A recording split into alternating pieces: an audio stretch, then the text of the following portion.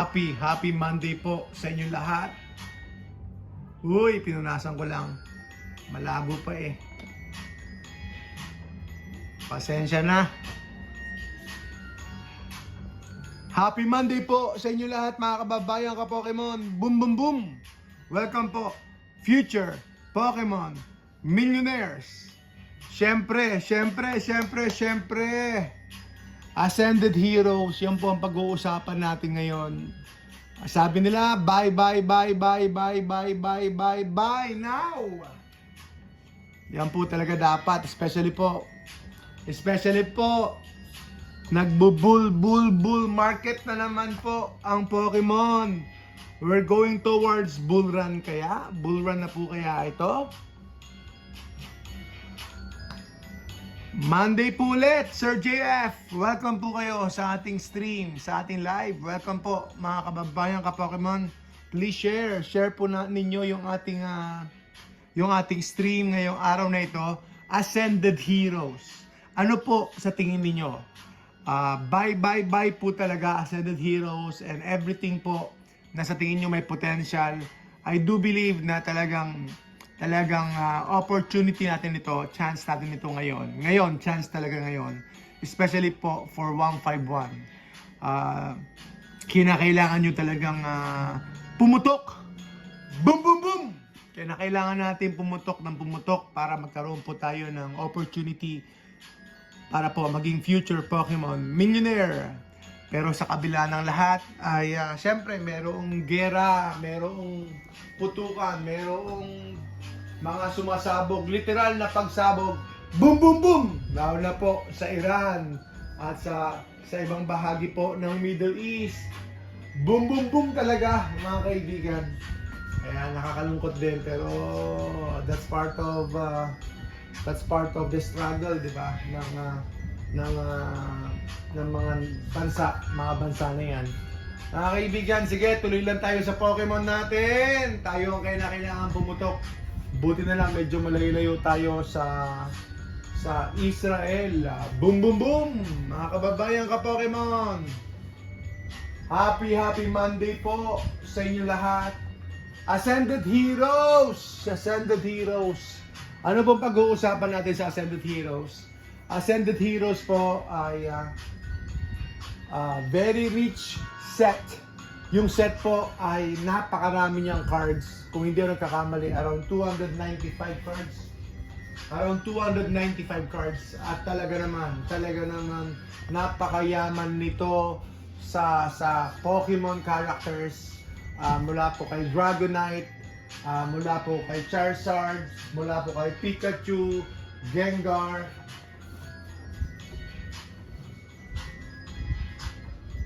At ano pa ba merong cards diyan? Dami nilang kasama mga cards. Patingin ng mga cards. Ayan, syempre, Clefairy, Zoroark, Fair Alligator, boom boom boom. Talagang sagana. Pero bago tayo pumunta ng Ascended Heroes, Paldea Evolve muna tayo. 7,800 po. Meron po siyang rip sa likod. Hindi ko napansin, sayang. May rip pala siya. Akala ko wala. So, benta natin ng 7.8 na lang po. Going down tayo from 8.5 naging 7.8 na. 7.8 na po ang ating Paldea Evolve ETB. Boom, boom, boom! At saka Sword and Shield po natin, Charizard. At saka available pa po yan mga kababayan ka-Pokemon. Available po yung mga products natin. So, pakitaas, pakipuno yung mga cabinets natin. Pakipuno please. Punuin natin, lagyan natin ng mga stock yung ating mga cabinet. Huwag lang po sa floor. At kinakailangan takpan natin to para hindi naman sa dumaling kabukan. Tatakpan natin yan. So abangan nyo po next week. Babiyahe po tayo mga kaibigan. Abangan nyo po kami mga kababayan ka-Pokemon. Samahan nyo po kami.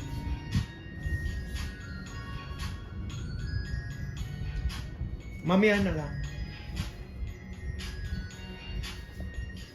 Nasa Shopee po ang Ascended Heroes, mga kababayan ka-Pokemon. Nasa Shopee po, papaldo po kayo ng Ascended Heroes. Kung may nakita kayong legit seller at bagsak presyo, huwag niyong palalampasin.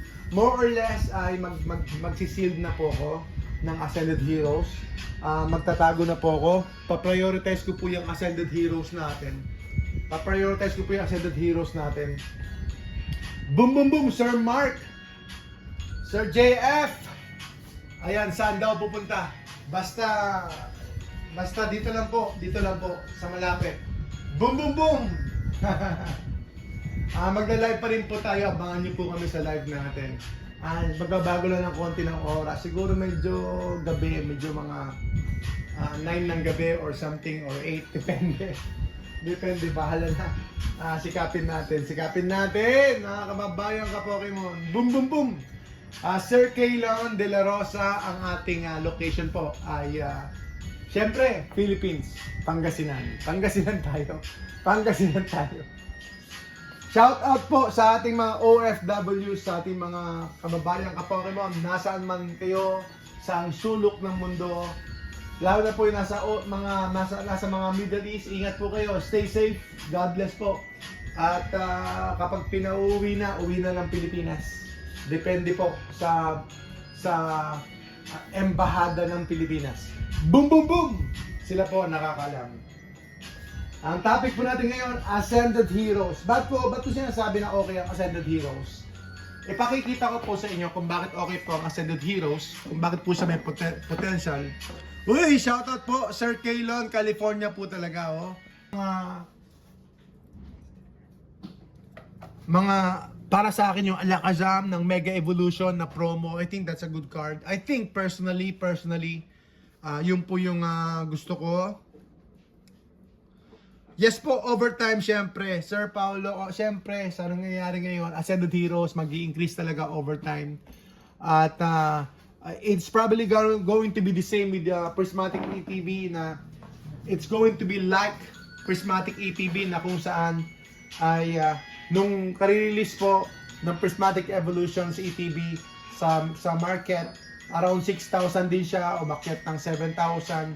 So probably ganoon din ang mangyayari sa Ascended Heroes. Aakyat din po yan hanggang 8,000, hanggang magiging normal na siyang 8,000. I think it's going to be to copy that kind of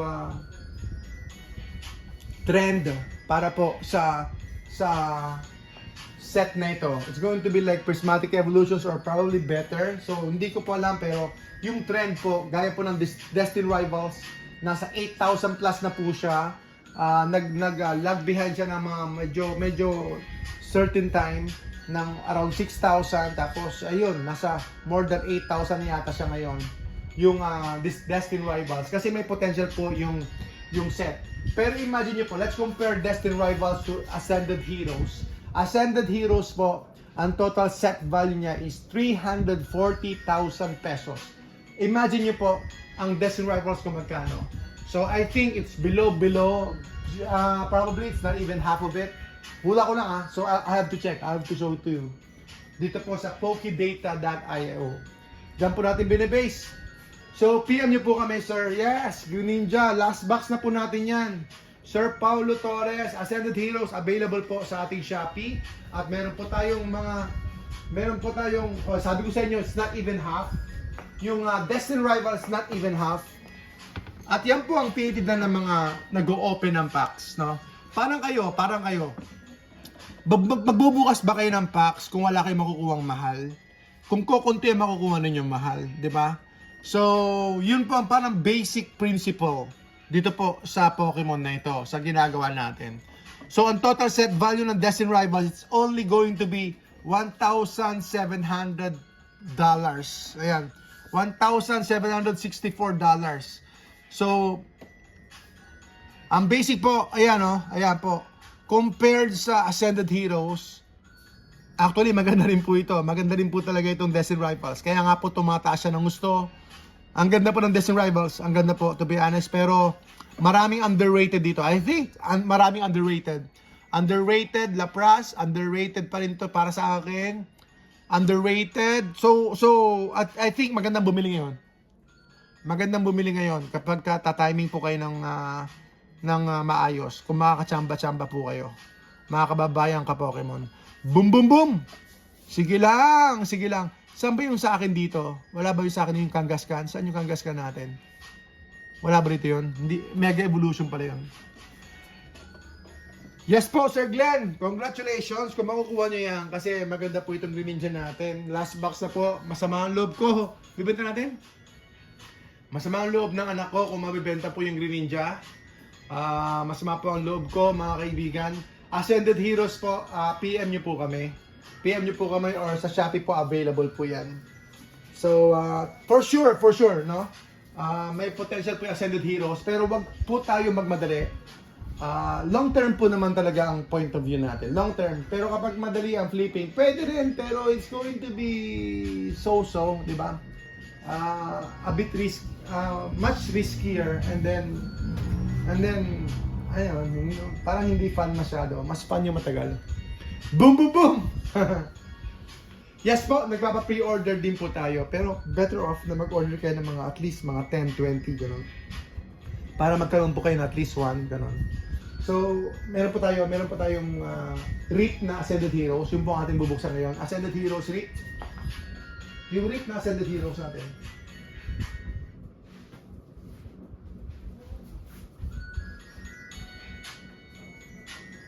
Nagpapa-pre-order po tayo, Sir Paulo. Sabi ko nga po, mga around 10, 20.